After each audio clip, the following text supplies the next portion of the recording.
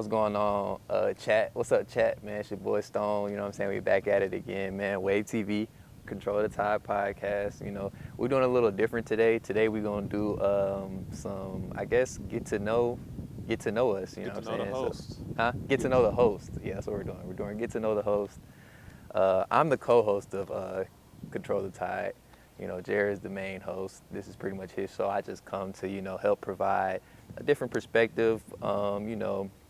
And try to shed some light on my personal journey and things that I've been through as well.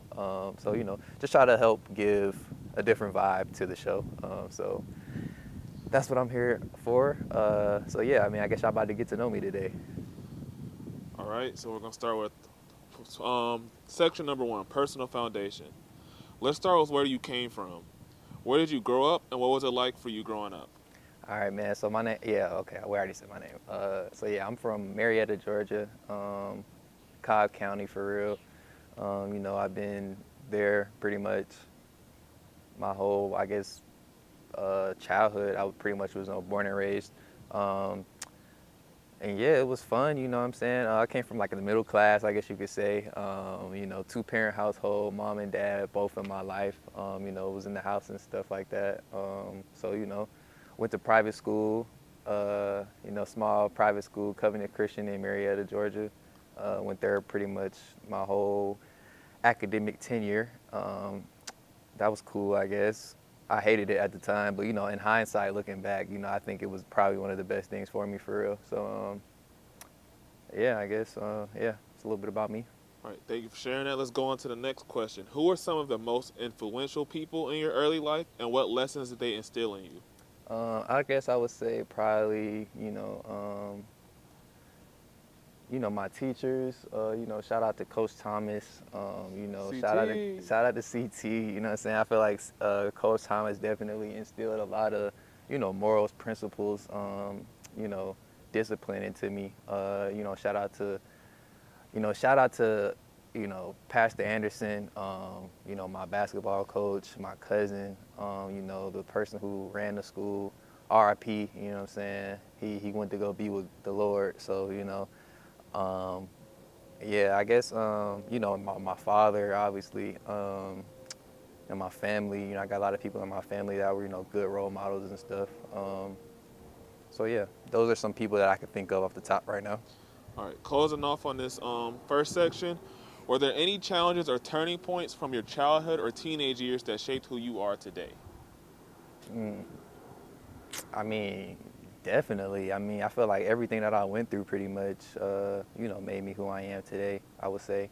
Um, so I mean, it's hard to really pinpoint one specific moment, I would say, because I feel like it's just a lot of things have happened. Um, I would say like experiencing love, heartbreak. I think that definitely played a part on my life, and just my perspective. Like when you're young, you think you're gonna have a fairy tale, like love story and all that stuff. So it's like when that stuff doesn't happen,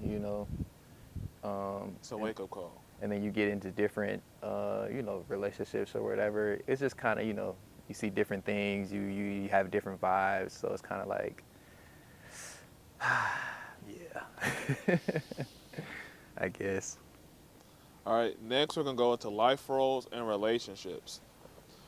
What are some of the most important roles you play in life right now? Whether that's family, friendships, or other relationships. I mean, I think, yeah, I mean, obviously family, of course, that's first on the list. I like to feel like I'm doing this for my family. I'm doing things, for the betterment of my lineage and, my my legacy essentially with that. But what was the question again? What are some of the most important roles? So, like for example, the role you play as a son, the role you play as a brother, Oh, okay. uncle, anything Yeah. like that. Like So yeah, what's like with my family, obviously, like I'm an uncle. I got three nieces. I'm a son, to my mom and my dad. So I try to just make sure I'm the best, that I can be with that.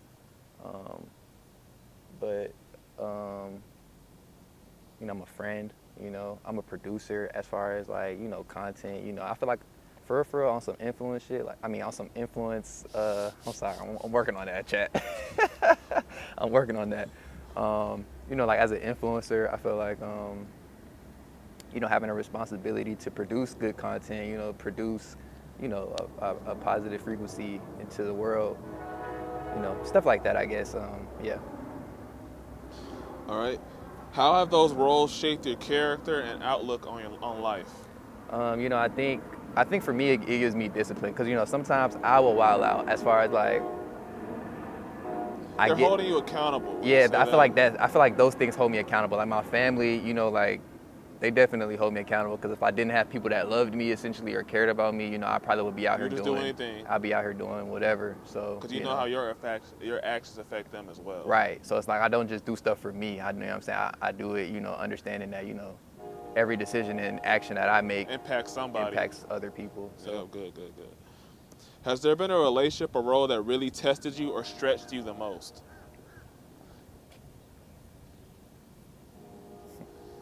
um, um, yeah, I mean, You don't have to be too descriptive. It's all right. um, I mean, I think,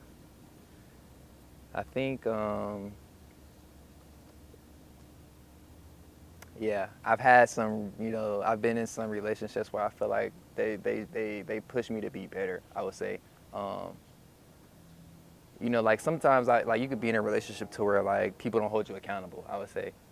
So I've been in relationships where I've been held accountable and I had to, you know what I'm saying, kind of check myself and check, you know, like who I am, like what I'm doing, You you know, have to is making wrestle. sure You that have to that's look in alignment. yourself in the mirror and Yeah, wrestle I with had to that. make sure that that was in alignment with just like a positive energy or positive frequency or whatever, or God, however you want to like say that. I've definitely had some relationships in my life to where, you know, people were able to hold me accountable, even just like my friends, like not even, you know what I'm saying, like my It is all, friends, yeah. like, Relationships could be anything. It doesn't have to yeah, be just a. It doesn't have to be romantic. It could be even a relationship with your parents or yeah, stuff like that. Like we've all had stuff where that relationship has pushed us to be someone better. Like it's tested you and it's also yeah.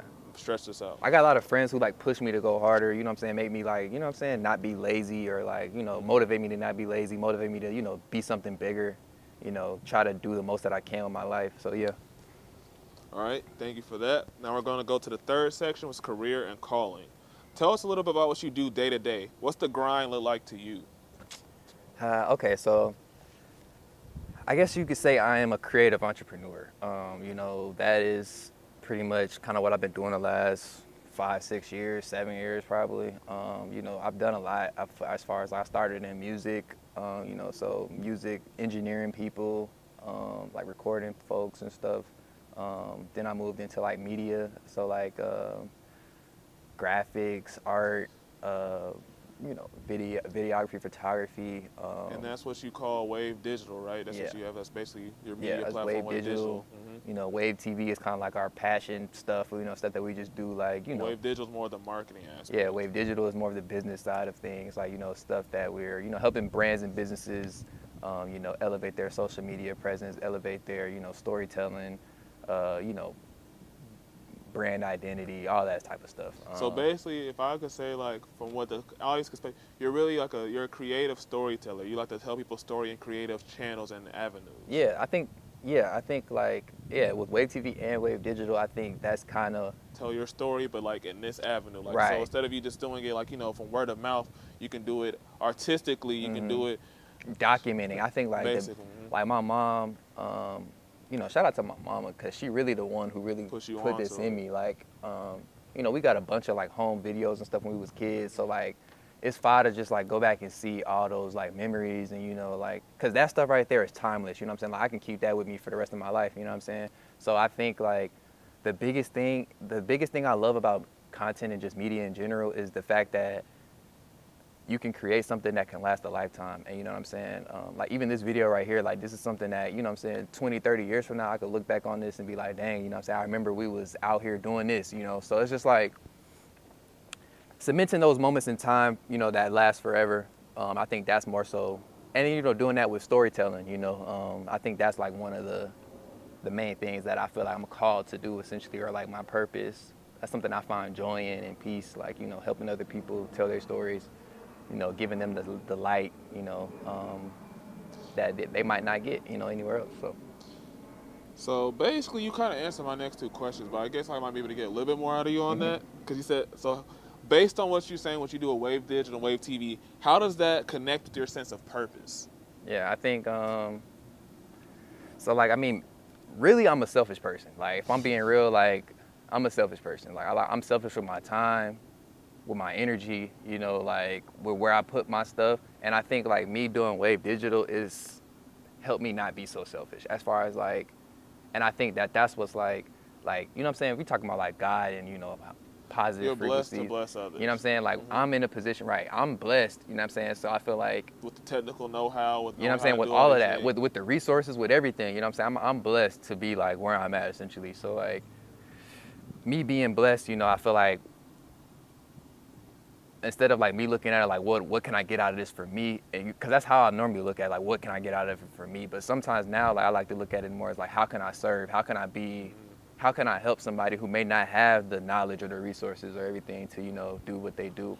So I think maybe because even with that, just to give a side note, not to interrupt, but that you can even be a consultant for stuff like that. Yeah. Like, and that's what I do. I mean, I consult like, people. like People ask me for advice and stuff all the time. People think that like I know what I'm doing. I mean, which I guess I do know what I'm doing. But you have to learn it though. Yeah, but I mean, you have to make some mistakes to learn from that. Yeah, so I mean, but I mean, yeah, like I guess people trusted me with that, and me being able to just bring my resources and talents to different avenues, brands, businesses, helping other people. I think that might be my purpose, I guess.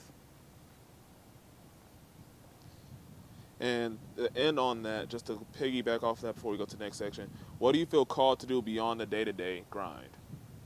Like basically what you do on a day-to-day, what's the bigger picture? I mean, I feel like the bigger picture for me is lifestyle and influence. So I think like for me, like I want to promote a certain lifestyle, a certain frequency. Like a lot of people be like, yo, Stone, what do you do?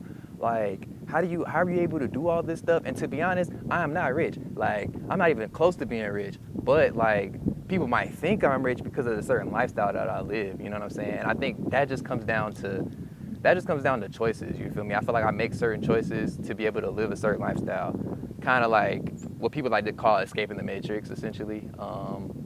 I feel like that's more so what I want to promote. Like, okay, like, yeah, like we can be in this world, but we don't have to be of this world. As far as like, there's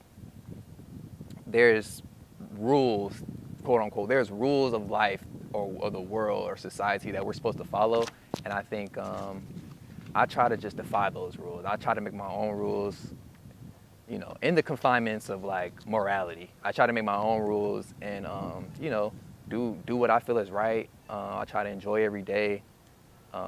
Try not to let a day pass where I'm not doing what I want to do or having fun or, things like that. So, I mean, I guess the main thing is promoting lifestyle and then like influencing other people to, just be on a positive frequency and not be a slave to, the matrix. Thank you. Now we're going to go on to faith and mission. What role has faith played in your journey? I mean, I think faith has played a big role in my journey. Like I said, I mean, like, I haven't had a job since 2020 probably. So it's been like 5 years almost now. And I'm blessed, you know what I'm saying? Like, I thank God every day, Like I said, I'm not rich, but I thank God every day that I'm in a position to not have to go clock in somewhere and be somewhere that I don't like. I mean, I've had a bunch of jobs. I've done hard work, you know what I'm saying? And I think like while I was doing that, while I was doing that hard work, I always like wanted to, be more than that. I didn't want to just like clock in and clock out. You wanted I to do wanted something to that had meaning that lasted. Yeah, I wanted to do longer than you. more. I wanted to, be more. So what was the question? I was saying, what role has faith played in your journey? Oh, faith. Has it always been central, or did it grow over time? You basically answered. So I mean, I think like, yeah, like faith is hard because like you gotta believe in yourself, like, or you gotta believe in God, but you gotta believe in yourself too. Like as far as like trusting your gut, I think that's more so like the thing I'm more so proud of in my life is like trusting my gut and my intuition. Like, you know what I'm saying? Like I know society tells everybody, go get a job, go make some money, go do this, go to school, you know what I'm saying, do this. And, I didn't take a traditional route. I followed my gut, and I feel like I'm grateful that I did that because, I feel like I'm fulfilling my purpose and I'm, like, following God's calling on my life. And you know that's hard to do because like sometimes you step out on faith and it's like, you know what I'm saying? It's not gonna look You in the appeasing to ocean, everybody else. People gonna you could look be at you weird. drowning, you could be feeling like you drowning. You know what I'm saying? But it's like in the end, you know, when Peter was drowning, you know what I'm saying, Jesus lifted his hand, you know what I'm saying, stuck his hand out and picked him up. So I feel like that's kind of how it feels like sometimes we can feel like we drowning, but it's like if you just look up, you know what I'm saying, like Help is God on the gonna be way, right there. yeah. He ain't gonna leave you, you know what I'm saying? Like he might even let you drown, you know what I'm saying, because your faith withered, but it's like, you feel me, he's still gonna be there with you, and you know what I'm saying, he'll give you the power and the ability to do something miraculous like walking on water, you know what I mean? So, based on that answer right there, it sounds like you were going to answer my next question was, what's one lesson God's been teaching you in this current season? And would that be your answer? That even if you feel like you're drowning, God's still been there for you, you know, sometimes you feel like I you're guess we drowning? can use that, yeah. I mean, That's what I could it's, probably answer that a lot of different ways, but I mean, yeah, definitely like that, like, you know what I'm saying? It's hard, and you know, sometimes you gotta just, you know, have faith that everything will work out, and you know, that's tough to do, bro. That's why, like, I hate even saying that because it's like it's so cliche, like as far as it's like, cliche, but I feel like that's like one of those universal truths. Because like, you yeah, feel like, okay, because even like people who don't like who aren't necessarily Christian, they believe like you have to take that leap you of gotta faith. take that leap of faith. You know what I'm saying? If you want something, you gotta go after it. You know what I'm saying? It's just like stuff like that. So I mean, yeah. And then to close on our faith and mission section, how does your faith shape the way you see your mission in life? How does my faith shape the way I see my mission in life? I mean, I think it plays a huge role in it. You know, the origin of it is, you know, faith. The origin of what I'm doing is faith based. So I mean, I think everything that we're doing is you know, pushing a positive frequency, like being an independent person in a world where it's so much noise. You know what I'm saying? Like, so being able to just, you know, have that faith, you know, have that structure, being able to, you know, I think that's important. All right, thank you. Now we're going to go to the last part, personality and style. How would you describe yourself to our listeners? Your personality, your style, and what you bring to the table. Personality, style, and what I bring to the table. Okay, I mean, personality, I think I'm a cool guy. I think I'm a smart guy. I think you know, I can have a conversation. I'm pretty open to, you know, certain perspectives. You know, I'm not a argumentative person essentially, or like I'm not gonna.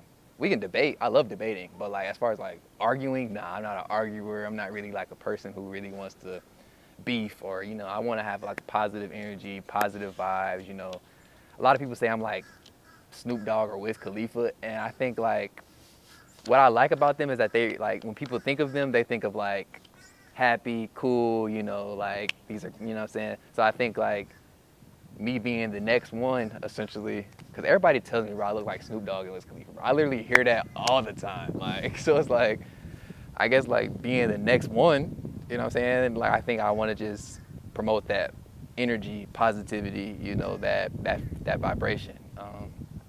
That's personality, style. I think, you know, I think I'm super fly, you know. That's just me personally. I mean, hey, you see I'm the waviest. You see it's on me, you know what I'm saying? So, I mean, style, I think that's pretty cool. You said personality, style, and what else? What you bring to the table. Um, so this is what I was talking to somebody about this the other day too. I think personally, I think having Stone on your team is like, I think, bro, like, I'm the person you want on your team, bro. Like, cause I can provide value in so many different ways. You know what I'm saying?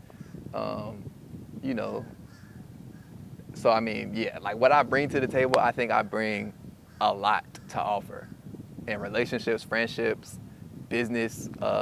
You know, I'm a very valuable person. I'm a high value man with a high skill set and, you know, perspective. So yeah.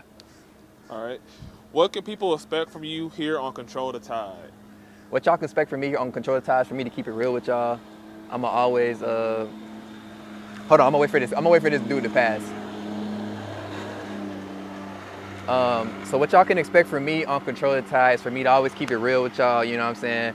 I'm not gonna come up here and cap and lie and just be fake. You know, I want to be real on Control the Tide. I want to, you know, share my experiences, share my truths, and, you know, hopefully help, you know, the next generation or even our generation, whoever's watching this. You know what I'm saying? I'll just hope to help, you know, push a certain frequency. Like I said, a positive frequency.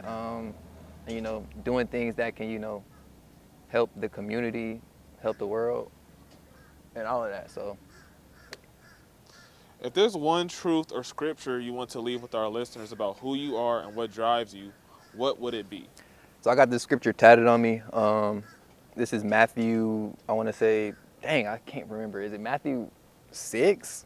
I can't remember. I think it's 6:33 or something like that, 6:31. Is it seek ye first the kingdom Yeah, of God? yeah. That's Matthew 6:33, right? I believe I think so. I think it's 6:33 or 5:33.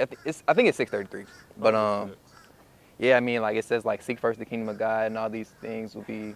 Well, no, it says don't worry about what you're gonna eat, what you're gonna wear, what you're gonna drink. You know what I'm saying? Because the Holy Spirit, the God, He already is not gonna provide that. Everything. He already knows what you need. You know what I'm saying? So He's gonna provide you with the things that you need. So, like, but it tells us to, seek first the kingdom of God, and, all His righteousness, and everything will be added to you. So I think that scripture speaks to me so much, because, like, it's so easy to worry about where our next meal is gonna come from, what we're gonna wear tomorrow, like, all these little things that we be thinking about. And, if we seek first the kingdom, you know what I'm saying, I figured out, like, what that even meant. Like, I had to Google what that meant. Like, what is the kingdom of God? Like, what does that mean? And I think that's just like, what it said, like, when you seek first the kingdom, it means, like, you're basically spreading out, you're spreading out God's love, basically. Like, you feel me? Like, you're spreading out God's love in the world, basically, or following your purpose as far as, like, for God. So I think, like, if you do those things, you focus on that, money, fame, whatever it is that you essentially want or feel like you need, I feel like all of that'll come, after that. So. All right, thank you for coming in. Thank you for tuning in with Stone Cold. This is the intro to Stone Cold. Appreciate y'all, man. All right, bet, let's get it. That was 25. I know that was long. I was trying to keep my answers short. I know that was long, though. All right, welcome to Control the Tide. This is my intro episode. This is who Jeremiah is, aka Consistent Deshaun. So we're about to go into it. I'm gonna give you guys a little bit about my backstory, and we're gonna get it going. Let's do it. All right, so number one, personal foundation. Let's start where you come from. Where did you grow up, and what was life like for you growing up?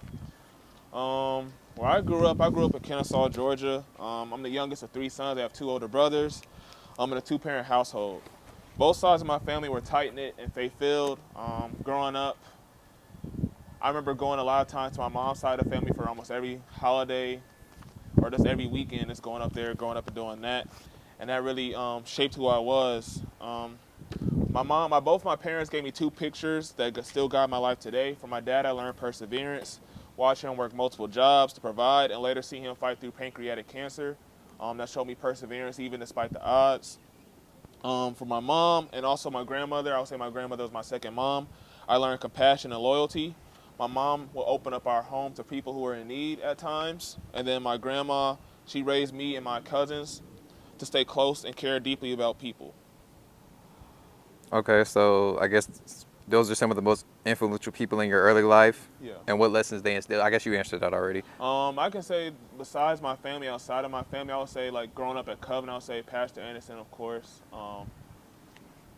Miss Gamboa too. Miss Gamboa instilled in me a great love of history, and then Coach Thomas, he puts a love of basketball in me too, even though I had that with my dad. Yeah. Growing up with my dad. But yeah, Pastor Anderson, with faith, even though, like, when we were kids, we really didn't kind of understand it. But now being older, we can look back and we can see what he was trying to instill in us. So. Facts. Okay, so were there any challenges or turning points from your childhood or teenage years that shaped who you are today? Growing up, I had a lot of self-esteem issues, to be honest. I also wanted to be approved and accepted, so, like, that made me do things that I shouldn't have. I had no business doing, like dibbling and dabbling things I had no business doing. That's all I'm gonna say about that. If you know. If you want to talk about it perfect, talk about the person. But I did some things I regret now because I was doing it I was conforming. Mm-hmm. I lived a full life example of conforming, and I saw how much it cost me in the end. Yep. But also, I can say the lesson that God showed me now was resilience. Like, I didn't have to just lay down and stay in that life. I can fight back. That's resilience. Mm-hmm. So, yeah. Nice. All right, on the second section, life roles and relationships. What are the most important roles you play in life right now, whether that's family, friendships, or other relationships? I could say every part of my life has. I'll start off first. I am a father figure to a young man that I've raised since I was 21. I will say that even though I'm not his biological dad, I've been there since the beginning, and that bond shaped me as much as it shaped him. It taught me what to be consistent, to show up even when it costs you, and to love somebody without conditions. Because a lot of times I've seen this in past relationships, past heartbreaks, we kind of go off of conditional love. We base ourselves off of like what people can do if they fulfill our conditions. But being a father figure, I've learned that I love him not because of not because of what he can do for me or what he gives me, but just because of who he is. I would say that my family and then my friends, my family, my mom, my dad, and my brothers, and my nieces and nephews, they all guide me. They hold me accountable. They keep me on a narrow path. If I'm in the wrong, they'll let me know. They'll talk to me about it, even though I might not want to hear it. I'm stubborn. I'll say that. I'm a stubborn person, but they know how to talk to me through those situations. And with my friends, such as Stone, and other friends that I have, they've shown me what I've been looking for in a long time. People that love me for who I am, not what I can provide. So just like be able to have those conversations, be there during those tough times, even those times where it's time to celebrate, those times where it's time to mourn and grieve. They've been there, and I appreciate them for that. Okay. So how have those roles helped shape your character and your outlook on life?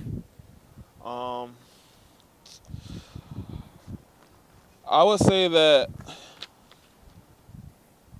it showed all those roles I play in my life, all those relationships, they stretch me because like I don't know everything. I'm a very intellectual person, but they stretch me and they teach me even small life lessons. Like I'm going to school for my master's right now, and I still haven't learned everything I need to learn.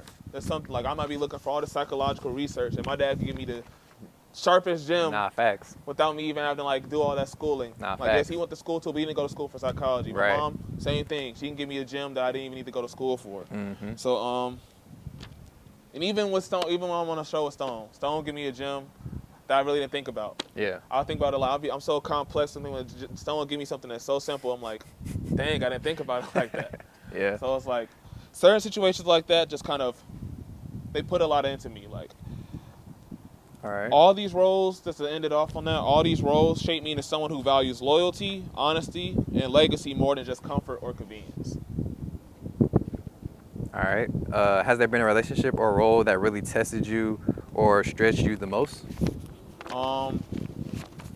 I would say being a father, of course, that tested me the most because like it's not always like the easiest thing to like raise somebody that's like dependent on you, especially like I was during that time when I'm still a father, but when he first was born, that was something that really tested me and stretched me because like I don't know what I'm doing. Like I just remember what my mom and dad did for me to a certain extent. So like you're raising somebody, you're like okay, you gotta remember it keeps you accountable to it. Being a parent, whether you're an uncle or a father, it keeps you accountable because you're like okay, this person is watching me, so I have to make sure I'm on my P's and Q's, so I'm not teaching them the wrong thing. Right. And then just my relationships, I've been a couple of heartbreaks, but it's taught each one of my heartbreaks has taught me an important lesson, whether it's unconditional love, boundaries, and obedience versus conformity has been the biggest thing that I've learned in my past relationships.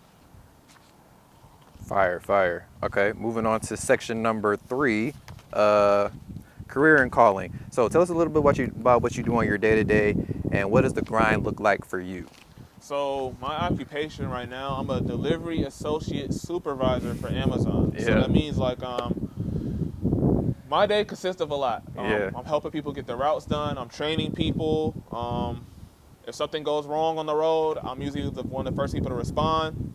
But it's taught me accountability, leadership, and also integrity. What am I doing when no one else is watching me? Because I'm being trusted with the role by higher levels of management to make sure that I'm helping everybody else get done.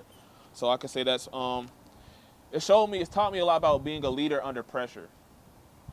Because a lot of times when we're in leadership, we feel like everything should go smooth, but that comes with highs and lows, just like life does. Right. So you gotta be able to navigate be able to adjust. You gotta be able to control the tides. Yeah. All right. How does your career or work experience connect with your sense of purpose? Also, to add to that, to go with that question, is also besides my day-to-day job, I'm in school. Mm-hmm. I'm currently a grad student trying to get my master's in industrial organizational psychology. So I'm understanding how people work, and I'm understanding how that works in the workplace. Mm-hmm. So I'm passionate about understanding like people, like what motivates them, what holds us back, and how leaders can create environments where people thrive. So like, for example, even on a direct day basis at my job, I'm like, okay, how can I get this person to work, like be their best selves without me having to like literally force them to see like, okay, talk to them, get to understand like what drives them. Like maybe it might be their child. So like, okay, you know, you want to set a good example for your child. Or maybe it's like, okay, I just want to be able to put food on the table. Sometimes it's that basic need. But it's like, okay, I can tell you like, okay, this is how you do your job to the best of your ability, and you'll get noticed. Because some people, they also want to get noticed, to get recognition, accountability, Right. promotions. Like people want that notice. So that's helped me. So like even when I'm so basically like how that's coming to the Control the Tide. Like Control the Tide started off as me going through a hard season in my life where I just wanted to talk about it and just put it out there so people can understand. But it's evolved and grown through time where it's like, okay, I have a mission to like build a legacy of people to understand like, okay, even though we go through tides and different storms in our lives, God is there with us, and there's also people in our life that God has put in our lives to help us through those storms as well. I've had that through Stone and various friends and family members who've helped me through my storms of life. So like, I've been there. Nice. But my calling, to just go into that, I feel called to mentor, guide, and be a voice for those who may not always have one. The verse that guides me that I base my life off of so far is Psalm 68 verse 5, which says that God is a father to the fatherless and a defender of widows. That means he basically stands out for anybody that does not have that figure. So it doesn't always have to be me being a father to somebody specifically, but that could be a mentor, just a friend to somebody who feels like they're alone in life. Right. And this verse is a constant reminder for me. It holds me accountable to reflect God's heart as a father, mentor, and leader. Nice, nice, nice. Okay. Moving on to section 4, faith and mission.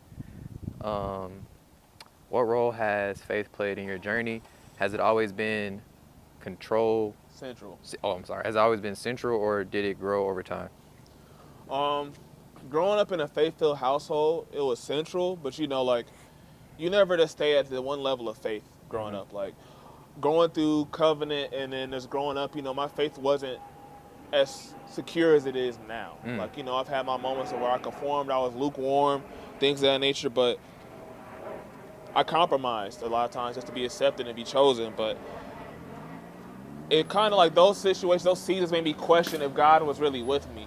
But what I've learned through that time, where my faith has grown, is that even though I've went through those situations, God has been with me. Because if he wasn't with me, I'll be left alone to my own devices. I'll be destroyed by that situation, but he pulled me out. Right.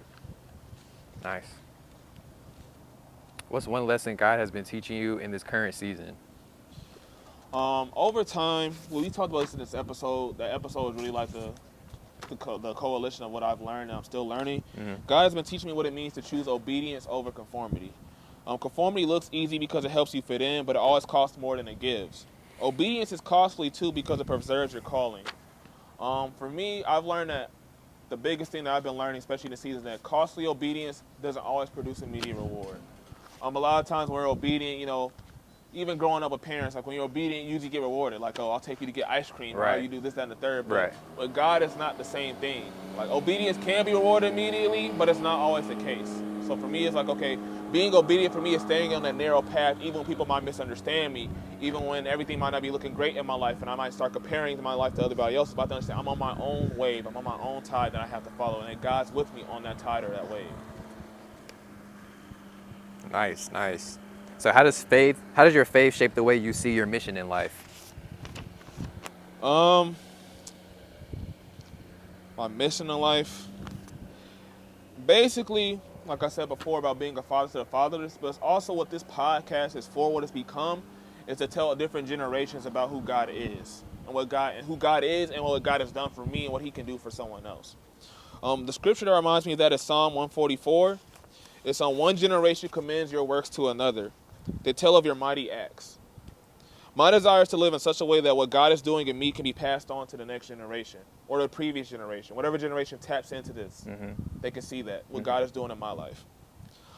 Verses 11 and 12 say, they tell the glory of your kingdom and speak of your might, so that all people may know of your mighty acts and the glorious splendor of your kingdom.